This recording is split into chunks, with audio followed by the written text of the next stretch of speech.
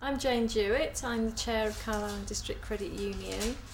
The credit union started as a study group back in 2000 and it came out of the work of the Anti-Poverty Action Group, who decided that the best way to tackle financial inclusion within the area was to form a credit union which would benefit everybody. When we started off, we were at Currick House Community Centre. We had a very small office there and moved into a larger office in the same building, but because it's a little bit out of town, it was really just a base for us to go out into the community. It wasn't somewhere where the public could come and see us. So we decided that in order to grow, we really would need to get to the city centre.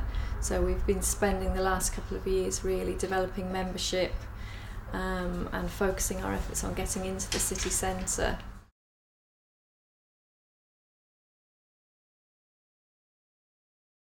When Mandy started as our development worker, she took a lot of time to go into other organisations, talk to them, tell them what we do, because credit unions were a very new thing for Carlisle. Nobody really understood what we were about. So she spent a lot of time going in, educating people, building up those relationships, and I think that's really paid off.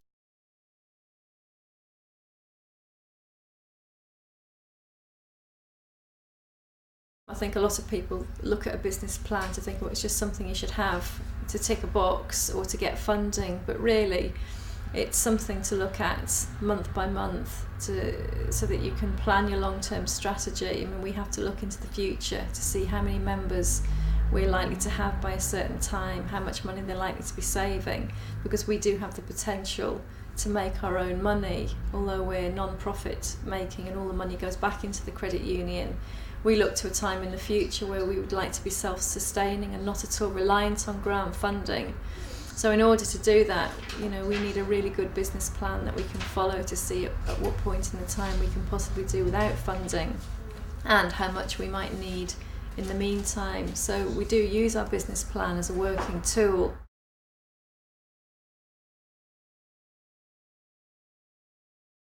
Taking on a property at this stage in our development, where we're quite young, is quite a big challenge for us. I mean, obviously there is risk involved in taking your organisation onto that next level, but I think we've recognised that without taking that leap, we wouldn't have been able to grow. We couldn't have gone beyond 1,000 members in our old premises.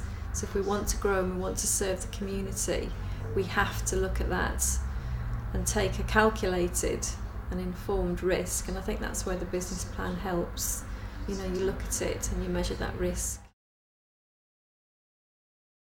I really believe in credit unions. I think they're a fantastic organisation.